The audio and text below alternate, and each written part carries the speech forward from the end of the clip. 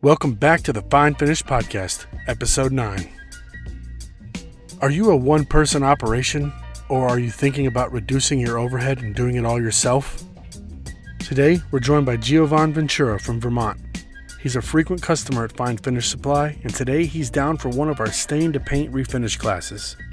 He's a one-man operation by choice and has found that cutting overhead doesn't always affect efficiency. He gives us some insight on the tools and processes he uses to do it all himself. Thanks for listening to the Fine Finish Podcast. Let's get started.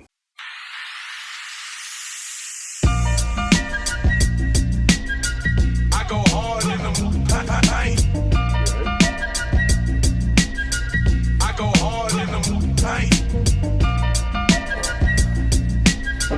I go hard in the paint.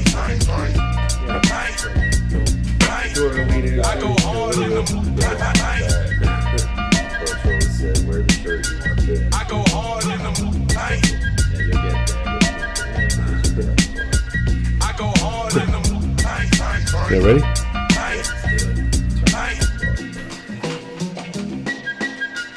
All right. Back with another episode of the Fine Finish Podcast. We got Matt, of course, and Lewis as always. Yo. What's going on, Lewis? Oh, same old stuff, man. Just wrapping up a class this week. Second week in a row that we've done some classes. So, What class was it? we did the stain to paint refinish, primarily focusing on the one-piece flow is, what we're hoping everybody takes away from it. Yeah, Efficiency. for sure. Yeah, and we got one of the participants is here with us today before he heads out back to Vermont. Yeah, right? Going back to Vermont. Yeah, Geovann Ventura. Correct. Yep. He's a longtime customer, right? I never met him before, but finally put a face to a name. Yep. So glad you were able to come in, man. Yeah, happy to be here, man. It's nice to see the process and, First time to Texas. Yeah, first time to Texas. Ate some good barbecue, lots of good tacos. That's one thing about the classes, man. That's just going to be a thing. Right? Yeah. It's like, we're going to feed you well. We're going to work and we're going to eat. Whether or not you learn anything, Exactly. you don't learn anything, you're still going to get fed well. That's why I'm probably 10 to 15 pounds heavier right now. Just eating away. Yeah. And it's funny talking to everybody, too, is, being a contractor, it's like, I don't usually eat freaking breakfast, lunch, and a dinner, Yeah. but some people do, so it's like... Yeah, by like 3 or 4 o'clock, people are, hey, I'm going to get food. Yeah, no, exactly. But me and Gio were talking about it. We're like, dude, I don't eat this much. Like, I usually eat one time, and that's it. Yeah. Just get used to it being a contractor, I think. Yeah, for sure. Yeah, excuse me. We were talking before we started recording that you wanted to bring Geovann in specifically, Yeah. right? Mm-hmm. Because explain it to me again, what you were telling me. Well, no. So, Gio, you do everything on your own, right? I do, So, one-man show. true man in the van contractor. Yeah. Doing entire kitchen refinishes and you tell everybody, man. So initially I started out doing all of it, running crews, got tired of dealing with people. So now I'm just finding the efficiency in the trade and sticking to smaller interiors that I know I can efficiently work through myself. And just steering mainly into cabinets because that I know I can do efficiently. I can do that one-piece flow and get through a job in no time without having to rely on other people's help. Mm-hmm. And you work with a cabinet maker. Yeah. Doing a lot of new cabinets. Yeah, so I'd say 75% of the work I do now, it's all new construction cabinets, all custom inlay cabinets.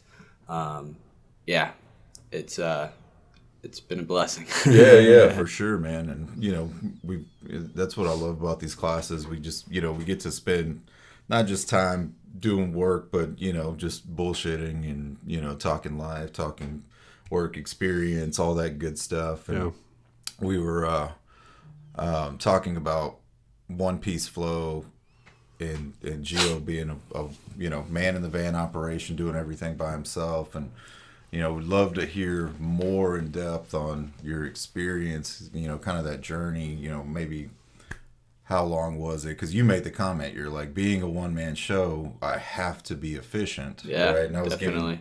giving him some examples of, conversations I've had with customers that refuse to adapt it or, just don't, they're kind of just have this head block where it's like, oh, no, I can't, I got to do it the same way I've always done it and try to be faster in that way, which, I mean, I have yet to really see anybody make a batch process any faster, I mean, it's just, I don't know how you do that. How do you make it faster? You prefer to work by yourself?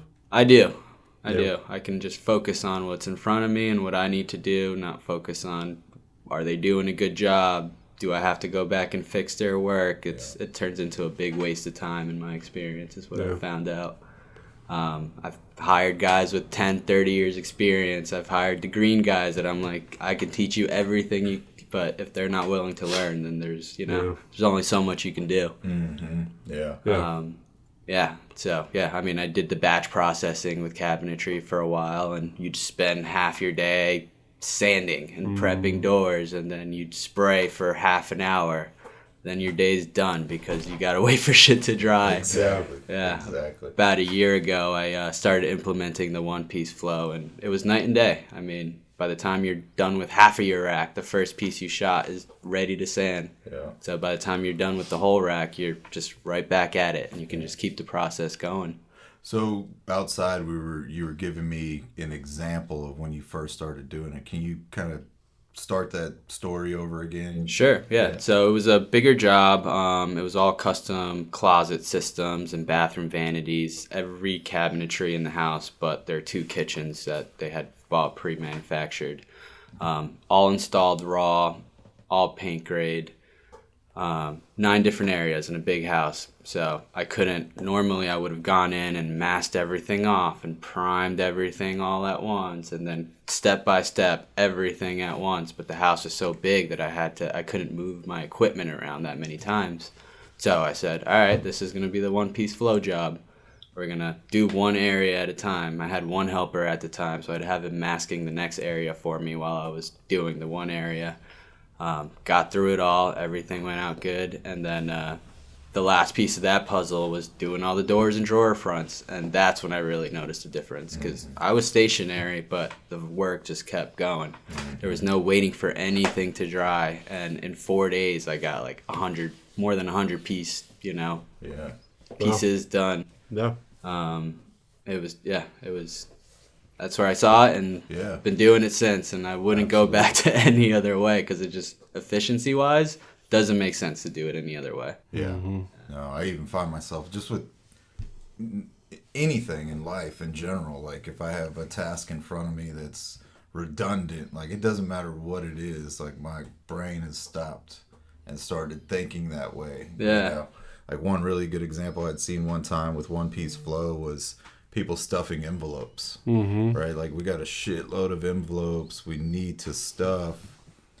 And it was like, okay, let's fold all the papers and then stuff it, but they did it in One Piece Flow and like, it just went so much faster. And you're like, man, you wouldn't think, but it just works. It's a natural thing, I think, because I tend to do that. Yesterday I was printing out those certs for the class, and you find just little patterns and things, right? Walk in there, put the paper down, take the last one off, come in here, push print. When that one prints, put a new paper down, come take that one back in here, push print. I mean, that repetition is natural, I think, that loop, so. Yeah.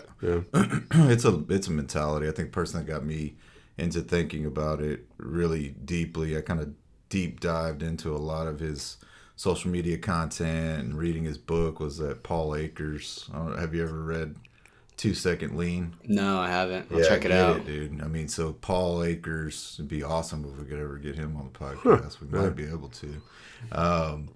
But he owns a company called Fast Cap. And actually, he's in Washington, right on the border of Canada. And they make, like, I'm trying to remember what their big claim to fame was. It's like a sticker thing, I think, that you put over like holes. Yeah, it's fast cap, like just cap stuff off. But now they have like all kinds of different tools for the woodworking industry, and I think he's even invested in different inventors, but they have this crazy lean culture of just continuous process improvement. He's got hundreds of YouTube videos. They got a massive warehouse with dozens of employees, and his big thing is 2 seconds a day. Like, take 2 seconds off of a process and it'll end up being this massive time savings. And they have like these morning huddles, and a lot of it's like, what did you do and what did you do and how are you doing it, and somebody will share their experience. But like, even through the warehouse, they're going through and they're like, hey Matt, how did you make your station more lean? And he's like, well, I took this and taped this together, and it's right here, and blah blah blah blah blah. And it's crazy, bro. And it can relate to anything, but specifically what we do. And I mean, right now we're kind of in this we're doing the training classes, and as you've seen, like, we're at my dad's shop and it's not my shop, so everything's everywhere, and I tend to just get like really overwhelmed. I guess I get overwhelmed because I'm like, man, fuck, where is this? Where's that? Where's it? Why is this over here? Why is it over there? Damn it! Why, and just running all around, man, and freaking, it just doesn't work out too well. Yeah. It's good to have everything right in front of you. That way you're not, getting your steps in for the day while you're at work, just looking for stuff. Yeah. So, I mean, realistically, if you had to put, like, a time on it, right? How much faster? Well, let's put a percent on it. Batch versus one-piece flow. It's a one-man show. I mean, as a one-man show, I'm probably saving 3 to 4 days on a job. Wow. That's insane, dude. Yeah. It's insane. If you think about it, I do 2 coats of primer, 2 coats of finish on everything. That's 8 coats on one door. Mm-hmm. If you could only do 1 coat at a time, that's 8 days to finish something that should take you 3 to 4 days at most. Yeah. When you're doing one-piece flow. Mm-hmm. That's where all the savings are, right there. For sure, man. It's a no-brainer. That's like greater than 50%. Yeah. Mm-hmm. Yeah. And see, I always try to be very conservative with that number, because in my mind, like, I've done it before. I've gone and consulted in other people's shops and like documented it and did a stopwatch. And I'm like, oh my God, I think we just saved like 70% of time. But I don't want to say it because people are going to be like, nah, that's bullshit. Yeah. Like, it's not. It's not. So I'll be very conservative and be like, oh, like you take 30 to 40% off. But I think that number is extremely realistic, because like you said, if you're doing 2 primer, 2 top coat, well, just yesterday, hell, we primed the backs, primed the fronts twice, and we top coated the back. Yeah. So that's 4 coats. Yeah. And I mean, realistically, we ate breakfast late. We went for lunch. I don't think we didn't put a piece of sandpaper to a door until 10? Yeah. 30? Yeah, the earliest it was 10:30. Yeah. And then had some delays because of some bleed through. Yeah. Oh, God. Big issue. What happened there? Oh, man. So, I think that's what's nice about these classes is, like, everybody gets to experience some real world, stuff. So tell them what happened, Gio. Yeah, I mean, that was half the reason I came down here, too. I wanted to make sure I wasn't the only one that was running into issues out in the real world. You can't learn unless something goes wrong. Exactly, and it happens. And coming down here, it was like, this stuff happens. But what we were dealing with was dye migration.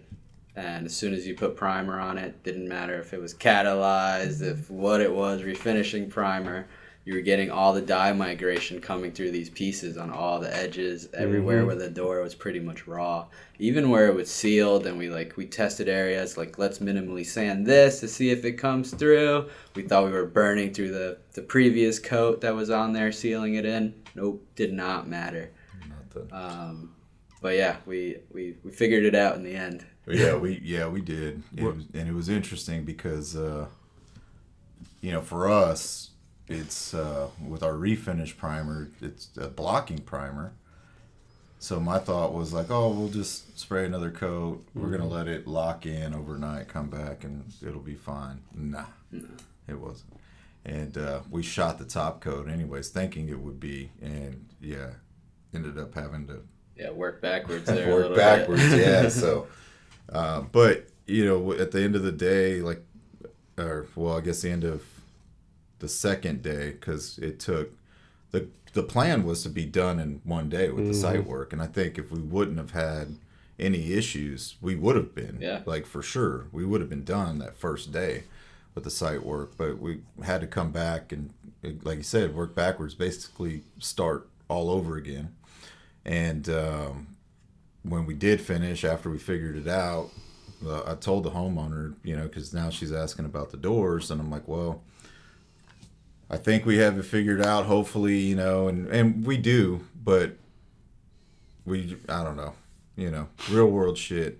So anyways, I told the lady, I said, we're having so much issues. Like, I'm not going to guarantee you we're going to be back on Wednesday or Thursday or whatever day, you know, to install these doors. And she's like, oh, I'm sorry. I said, well, it's not your fault. You know, and then we had a discussion about it. She's apologizing for how our cabinets were made. Yeah, no, and I'm like, you know, I've been doing this all my life, and, you know, these guys are professional contractors that do this every single day, and there is no way anybody, I don't care who you are, could have walked in this space and said, oh, we're going to have this massive issue with bleed through on these cabinets. Yeah.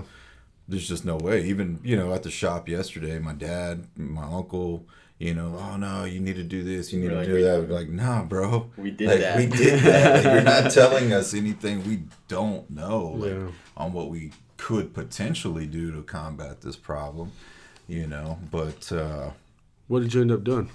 It's catalyzed primer. Yeah. You know, I'm not big on pumping the 2K, you know, primers in a residential setting, just liability purposes, and really because of it's kind of unnecessary except in this scenario, right? Yeah. So it was 2K catalyzed 643 and locked it all in after 2 coats, and you know, it was good. It looked good. It was beautiful. Yeah. Obviously, it was beautiful. It had so many damn coats on it. That's at a the nice end. It was build just there. Oh, my God. Freaking looks amazing. Probably the nicest one we've done, like, out of a class for the site work. Yeah. You know, and the doors are going to end up being the exact same way. So this lady's getting a freaking bang-up job for sure, you know.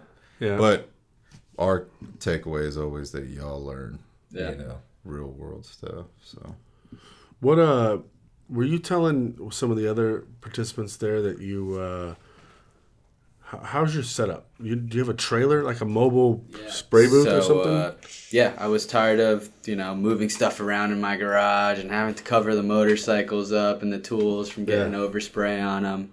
I started off with one of those little paint line portable spray booths, but even then I got to find the space to set that up. Eventually said on my way home from a job one day, I was like, I got to figure out how to make this mobile, you know? And I was driving past a shop and they had a car trailer outside, and I was like, that's it. I can just have a mobile spray booth. Yeah. So for the last year and a half, just got it wrapped up this summer completely. But I built a mobile spray booth trailer, and it's a 9 feet wide, 84 inches tall by 18 feet long enclosed trailer that I made. Generator power? No, plug-in power. We have everything wired inside to 2 poles, so everything, just 2 extension cords, runs lights, heat, sprayer, sander, anything you need in there. And got the ventilation going in there. It's all downflow draft, so fresh air coming in from the above and going out the bottom on the sides all the way through. And it's been a lifesaver, because you could just wheel this thing up onto anybody's property, do interior door packages in there. You can stand up and spray both sides of like 8 doors at a time. Wow. And then on top of that, we do the cabinetry. So I do all the new construction cabinetry, just wheeling bases in there and boxes. And then at the end, set up the racks in there to hold all the doors and, do 100 doors at a time, one at a time, and you can make your way through the rack, no problem. You ever just leave the trailer at the customer's house? Oh, yeah. Yeah? Yeah. That's what I was thinking, man. I mean, that's... what about... So, expand on that ventilation. How, if you don't mind? Like, yeah, how are you absolutely. doing it? I mean, the intake is just... They're roof vents for a trailer. Open them up. I put a filter in front of them, and you got the natural. The exhaust is what's really making it all work. I have 2 8-inch cannons going out the back, but inside I have like ductwork stacks that extend all the way to the front, so that the entire air booth is getting the exhaust. And as the exhaust is running, it's pulling that fresh air in, and it just produces a natural downflow draft. Yeah, and it works pretty efficiently. This podcast is brought to you by Fine Finish Supply. It's time to take your craft to the next level, and Fine Finish Supply can help with hands-on classes and demos. No more boring lectures. It's all about rolling up your sleeves and getting down to business with our hands-on classes. They're designed for tradesmen like you who dare to be different. We offer a wide range of classes for any professional, including stain to paint, refinishing and toning, door refinishing, custom staining, product demos, and more. And for our out-of-town attendees, we've got you covered too. Feel free to stay in our comfortable rent house so you can focus on honing your craft without the distractions of high-priced hotels. It's time to elevate your skills, boost your career, and become the legend you were meant to be. Visit finefinishsupply.com/events to find upcoming classes and demos in the Houston area. Don't wait, our classes are in high demand and you don't want to miss your chance to level up. And now, back to the show. Just thinking efficiency and economy like we've been talking about. I heard y'all, I didn't join in that conversation much. I kind of asked how y'all are pricing jobs, but I heard a lot of variance in pricing, and that's been a regular topic of conversation through every class. Like, hey, how much would you charge to do this kitchen? So you probably know the numbers. Where was everybody at on that? I mean, everyone did it differently. That was the thing. Right. Some people did it by the doors. Some people had a square footage price. Some people had a lineal footage price. In my instance, I have to have a formula for all of it because we're dealing with the new cabinetry. We're dealing with so many different situations that you can't just do a door price and a drawer price because everything's all different sizes, you know. Sometimes you have a 6-foot door and sometimes you have a tiny little under vanity door that's 12 by 24. So, working out a formula for each section is super helpful. It allows you to go into somebody's house and be like, what's the situation here? And be able to produce numbers to them really quickly. Yeah, for sure. I don't know how many of our listeners are one man operations, one woman operation, whatever. But does the amount of labor, other than just saving money on not having more labor, right? But would you prefer one style of quoting over another if you were just one person? Or does it matter if you had more, does that matter at all? I mean, if you're asking me, They're both of you. I mean, I don't know. I mean, either way. well, and what's interesting about what he's saying is, there was a guy named Eric from, I think he was from Portland as well. He is a one-man operation as well. Yeah. And we were at the Airbnb one evening, just having conversation about everything, and pricing came up, and we started talking about margins, right? And I let everybody talk and just kind of take it all in and listen, and then broke it down, I think, where everybody could understand it. And I was like, yeah, but at the end of the day, the person that's going to make the most money out of all of these ideas and plans is Eric, because he has the lowest overhead. Yeah. And he's charging a lot. You know what I mean? And that's what I mean. Other than saving on like overhead, right? As far as quoting, would you prefer square foot pricing or linear or, does it matter if you're 1 or 10 crew? I mean, I think it. Maybe that's an irrelevant question. Well, to me, I would think, if it's a one, you can have different types of pricing because you're dictating how much you want to make, right? Yeah. So for your cabinet maker, I know your cabinet maker is going to want a set pricing formula of some sort, right? But this house, you can go in there and just basically be like, well, I know realistically it's going to take me a week to do this. I mean, if your material costs are, hundreds of dollars, and it's just you don't have a labor expense necessarily. I mean, if you charge them $5, how much were you at on that kitchen? 7,200 materials included. 7,200. Yeah, right? I mean, yeah. How long would it have taken you by yourself? 6 days. 6 days. Yeah, right. And the other crew was saying, "Oh, I came up right at 7,200, but that's 80 man hours, so 2 guys for a week, 5 days." And I'm like, "Well, I can do it myself in 6 days, So there's savings right there." And I guess the question is, maybe rephrase: does process matter when you're quoting, right? Absolutely. Like, and what I mean is like, okay, so. Depending on the operation, though. Yeah. See, that's where it's like kind of a double-edged sword, is because I'll give you an example. So there was a couple, husband and wife team from Portland, and they had, what did it say? How many people? Lots of people. They had 10 crews or something like that. I think it was more than 10 people. At this 10, last class? Yeah. Kyle and Tiffany? Kyle and Tiffany, yeah. I think 10 crews and 5 different subs or something like that. Yeah, like a big operation, right? And I get it, and because we work with so many people on every part of the spectrum, like every side of it. Big businesses like that, cabinet makers themselves, man in the van operations. But like in my head,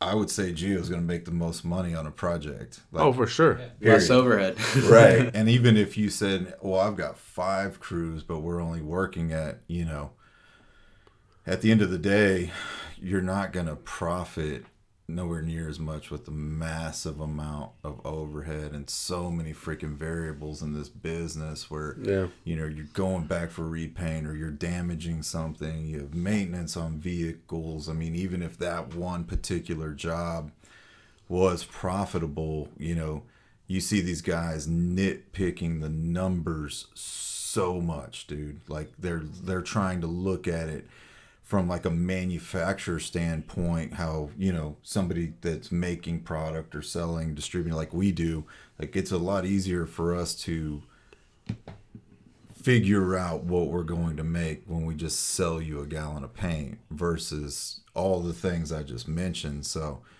it's, I think it's a balancing act, and that's just my opinion, And in residential, it's so tough, man, dealing with the homeowners. So, I think it's situational to answer the question. I got you. Yeah. But Gio, you tell me if I'm wrong, man, because I mean, you very carefree, and your wife is killing it as well. Yeah. So it's all circumstantial. I mean, that's what it comes down to. Every situation's going to be different. Every job's going to be different.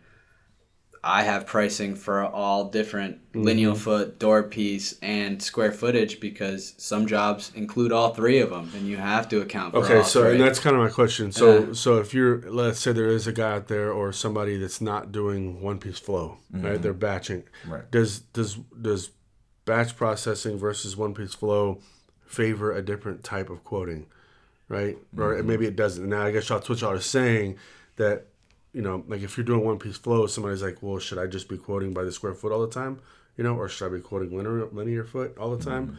So maybe it doesn't matter. It's all I mean, I don't think it matters. The one-piece flow is going to find you efficiency no matter which way you price that kitchen out. You're going to see the savings in the end. For sure. It's just going to take a lot less time. The efficiency is 100% of it right there. Yeah.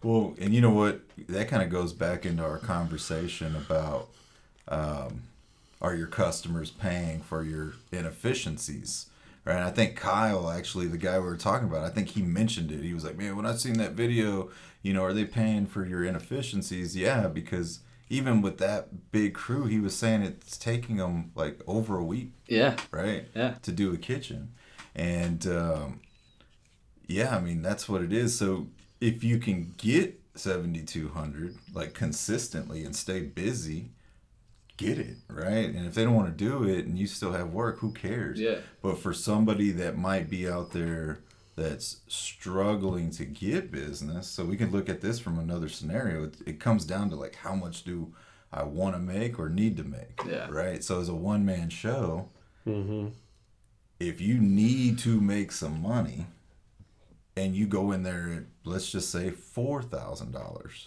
right? And it took you 6 days, 7 days, you're still going to probably pocket, $2,000. Yeah. Right. And I mean, $8,000 a month working on, not punching anybody's clock. I mean, that's not a bad living for most Americans. Yeah. You know what I mean? So it's just all how you look at it. And, like I said, it just kind of goes back to, we hear it all the time, I know you hear it, I hear it. They're getting outbid. Our customers are getting outbid. Yeah. And that's the only thing like I can tell them is like, somebody's willing to work for less than you, or they're just way more efficient and doing it faster. Yeah. And that doesn't always equate to them doing a bad job, because that's always usually how it seems like it comes up. Well, if they're half the price, it's going to be fucked up. Yeah. But I don't think so. Not always. I mean, No. their situation could be like you just said. Maybe they don't need to make that much a month, and they have their process down, and Yes. they can do it in half the time. Yeah. And yeah, it happens. It's like my dad last night. We were all sitting around talking about that big millwork project or whatever, right? And talking to my dad, he goes, "Yeah, I told the guy we're gonna have it done in a week." I was like, "No, absolutely not, dude. Not not for what we're gonna charge him. Yeah. I'm not gonna tell this man it'll be done in 1 week, and not just because of that, but also we don't know if it's gonna be a week. Yeah. Like I would for that type of job at that level, I would schedule 2 weeks just in case something happens. Yeah. Okay, and that's what you're worried about in case something happens. I got you. Yeah, I mean, if it takes a week, great. Great. But, I think we all know just life happens. They might be loading it and the forklift, it falls off the forklift. Yeah. They gotta remake it or something. Well, if I was scheduled already and I just lost a couple days, I mean, that would really suck if I had another job the following week and we're behind. Yeah. Are you ever worried telling somebody that it might be done in 2 days, 3 days maybe, and then they might think, wow, maybe they're going too fast and they're going to mess it up, right? Right? Is that ever a concern, right? No, I mean, I generally break the process down to people, and they understand what's going on, and I always overshoot the timeline. And Yeah. if I do it in less amount of time, better on both of us. I mean, and that's why you don't quote per hour, because it just doesn't make any sense, right? I mean, that's kind of what we're talking about here, right? It's because you don't.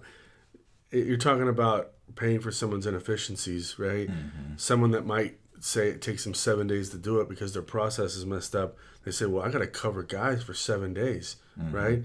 And then you say, okay, well, then they got to charge a lot more, right? Yeah. But that's because their process, if they could go faster, right, then they could charge the same amount and save all that much more. Exactly. So really it comes down to experience and knowing what you're doing. Yeah, right? just knowing the process and being and then, able to slow yourself down if something happens. because you're not going to charge less for doing it for 3 days versus them charging more for 7 days just because they took them longer. Yeah. Because you're being punished for being able to do it faster and better. Exactly. So yeah, that's kind of what that's why the hourly thing shouldn't even come into account, Yeah. Because then you're just punishing yourself. Yeah.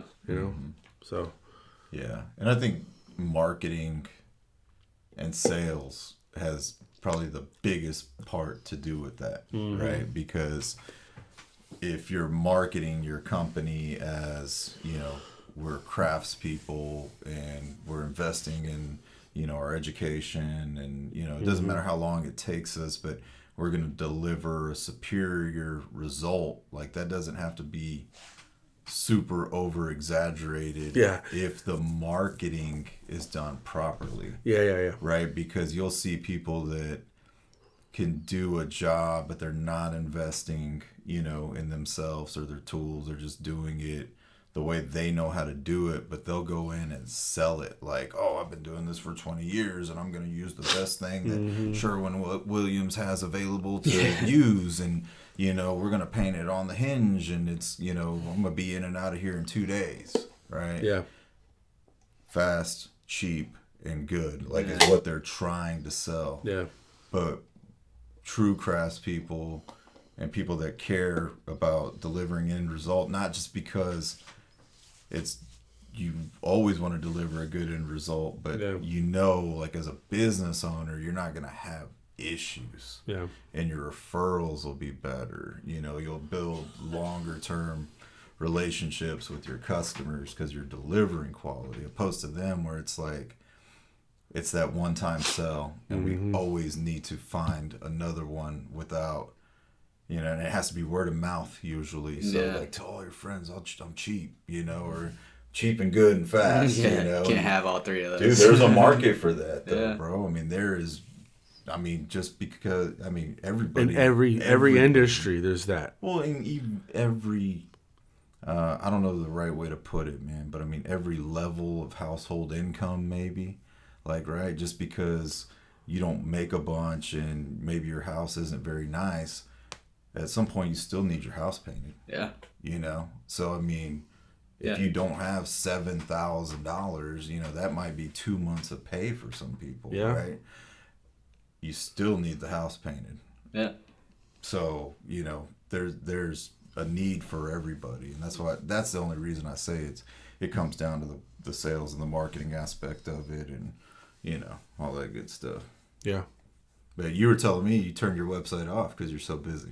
I mean, as a one-man show, I can only be in one place at a time. You get a lot of leads from your website? I mean, I found myself just turning down like 6 jobs a day, just emails coming in, request forms coming in for estimates, and I got tired of saying no because I knew I was poor me.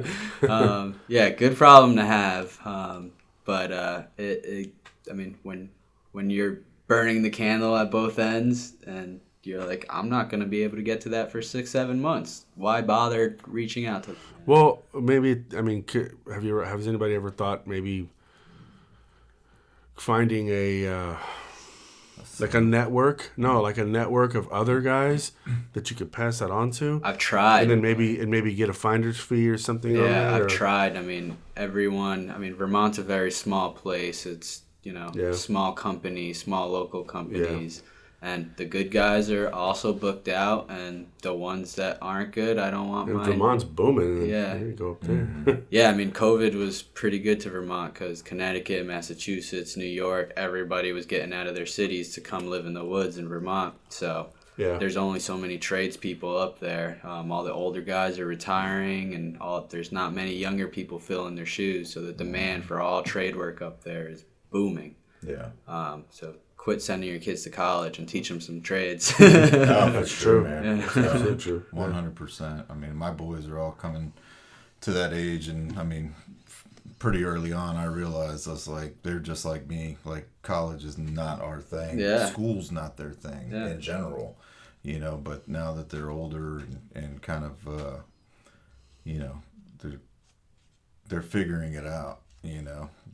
My 14-year-old's been just hustling away, all kinds of random shit. He was sweeping up acorns. You were saying that. Driveway, it's that time of year, all these freaking acorns everywhere. He's hitting people up for like $20 to $35. What are people paying for that? Dang. Well, he's like, and he had it broken down. He's like, well, if they have a little bit, it's like $10 to $15, and if it's a lot, it's like $35. But it was funny as hell because for the last 2 weeks, I've just been pulling out of the neighborhood and watching. I see their asses over there. They went and bought a big ass broom and dustpan, and then he used that money. We went and picked him up a pressure washer this weekend. It was cool because the dude actually gave it to him. The dude owned a pressure washer like our age. Mm-hmm. You know, he's like, oh man, yeah, I started my pressure washing business when I was a teenager. Now I got all these accounts. That's my big pressure washing trailer and blah, blah, blah. And it's like, you can make money in window cleaning and,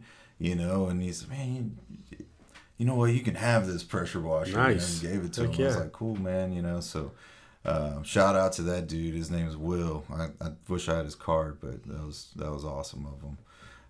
But yeah, man, like you said, dude, there's all kinds of ways to make money. Yeah, definitely. I mean, I was the same way. I was never good at school. My grandfather was a carpenter. He'd pick me up every day. I'd go finish the work day with him. In high school, my stepdad owns a body shop. He still does. I spent my days and nights there working on cars. And yeah, in school wasn't for me. I'd fall asleep if you didn't keep my hands busy. So. Oh, dude, we had this like business technology class or something in 9th grade. I'll never forget that. And for, you know, my teacher, we went on a field trip to like this big company, and it's called Insperity. Yep. Kingwood. And they have, you know, I don't know what they do. I think they do payroll. Human resources. Human resource. All kinds Yeah. of big ass company, dude. And the teacher assigned all the students to like a mentor there, you know, so like everybody was like job shadow for the day. Yeah. She fucking stuck me with the janitor.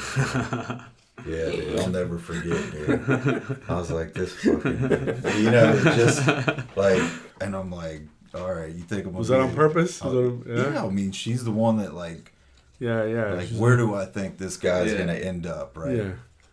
You go with the CEO, you go with the VP, Lewis, you go with... That's how it was, that's dude. crazy. Like, everybody, like, marketing and sales and, you know, secretary, custodial. You should have helped him with his process. Yeah, dude. Say, hey, here, let's fix this shit.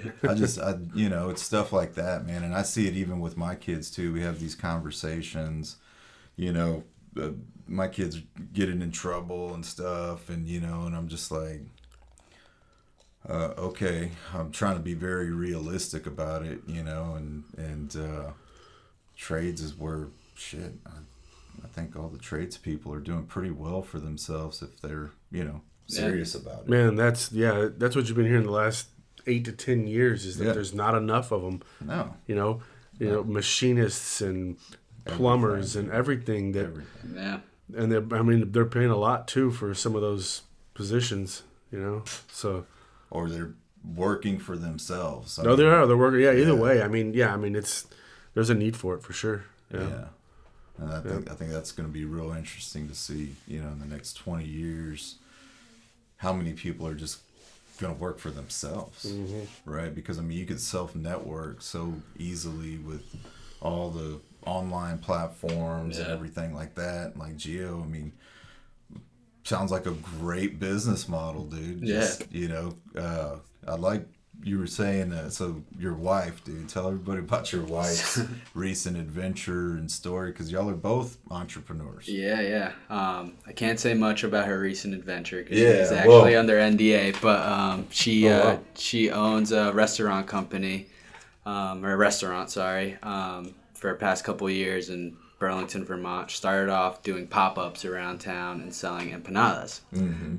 We met up there. We were like the only two Hispanics in Vermont when we first met. And both from Jersey, meet in Vermont. We're the market. We're like, we got to start making this food for people. Like, we haven't eaten this since we go back home. So she started doing pop-ups. Very successful. Line out the doors, sold out in a couple hours every time. Eventually got herself a brick and mortar. Ran that for 3 years. She actually just closed down the brick and mortar and is just fully shifting into catering and private events.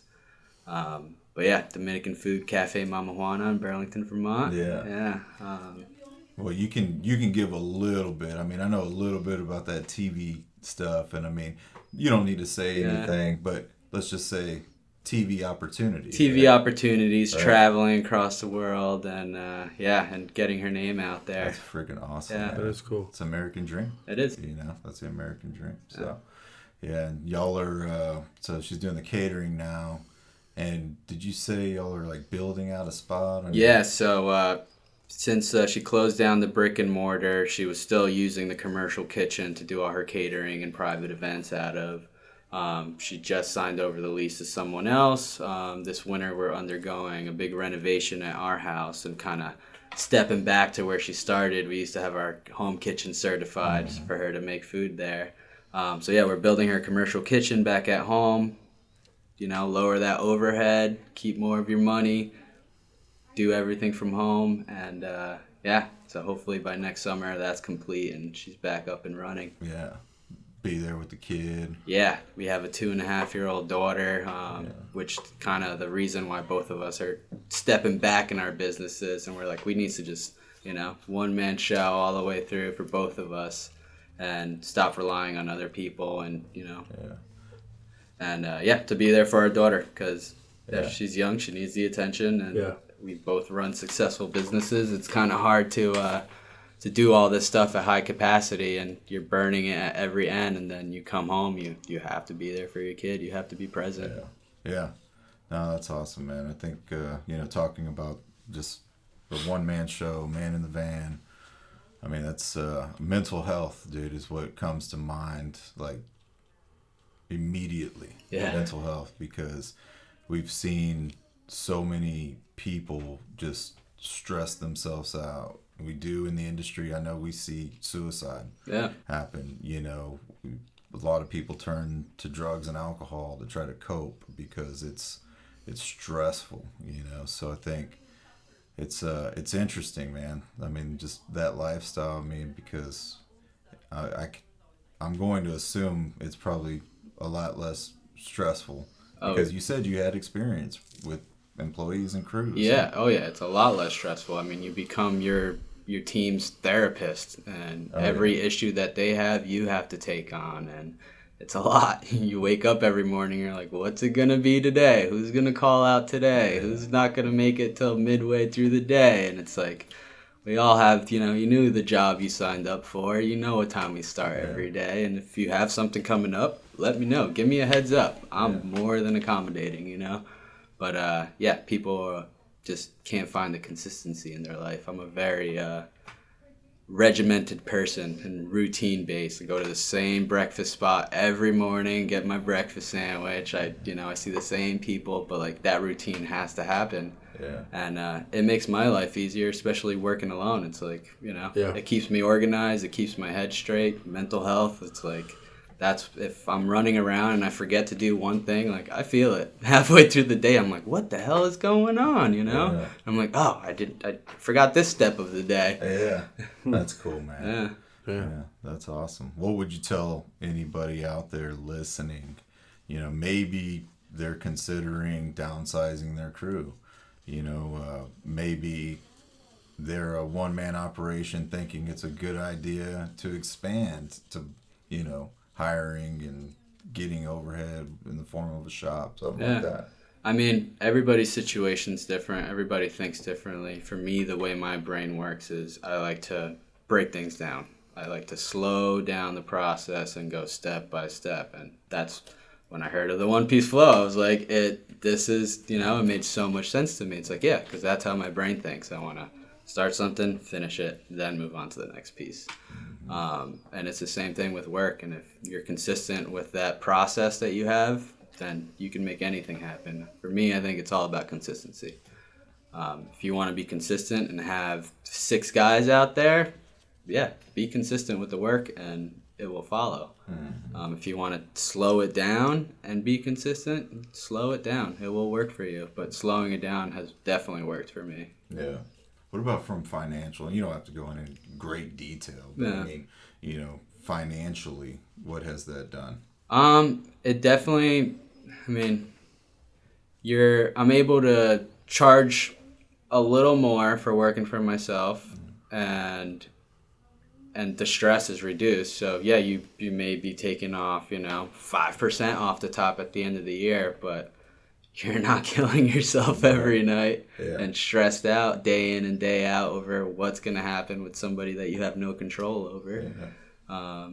Just the peace of mind is worth it all, I think. To be able to slow it down and go alone.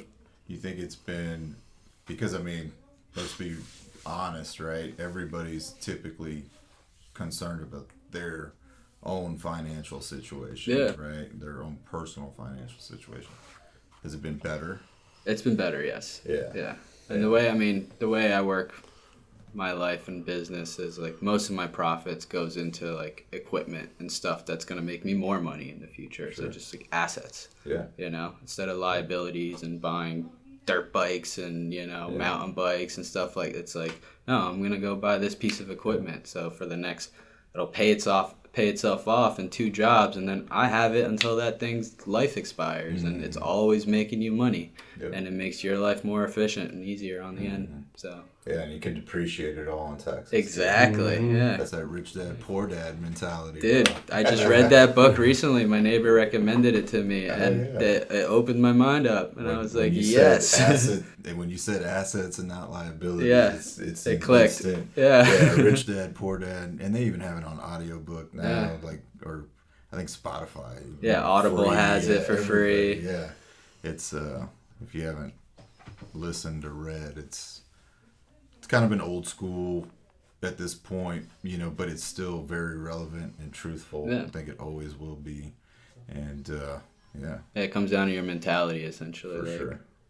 2 different people are presented with the same situations, and the way one thinks about it gets them further than the way the other person thinks about it, yet they're the exact same opportunities. Yeah, for sure, man. And then what we see a lot too, is what's talked about in Rich Dad Poor Dad is a lot of people will mess up and sell their assets instead of their liabilities. To pay for the damn liabilities. I'm behind on my bills because of whatever. Let me sell the only asset I have to pay it. And it's a backwards mentality for sure. Yeah. Awesome, man. Well, awesome. I know you got to get to the airport. Where can people find you, Geovann?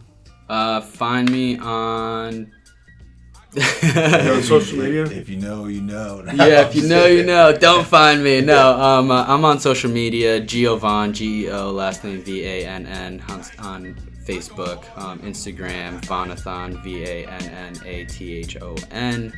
Vannathon. I keep it simple. I don't post much. I'm not posting my work. I move in silence, and it's about happiness, not showing off to the world what you're doing. Cool. So Love it. I appreciate you coming in. Later. The Fine Finish podcast was created and hosted by Louis Hasso, and produced and co-hosted by Matt Looney. Our theme music is by Kirk Wellness on SoundCloud. Fine Finish Supply is a stocking distributor of Renner Wood Coatings, Surf Prep Sanding, Apollo HVLP, and Tritech Airless. To support this podcast, we ask that you share it with others by simply passing on the link, post it on your social media, or just tell everyone you know. For more information and to reach us, visit our website at www.finefinishsupply.com. You can also connect with us on Facebook, Instagram, and TikTok. If you have any questions or feedback, please feel free to reach out to us at 1-866-304-8640. Thanks for listening.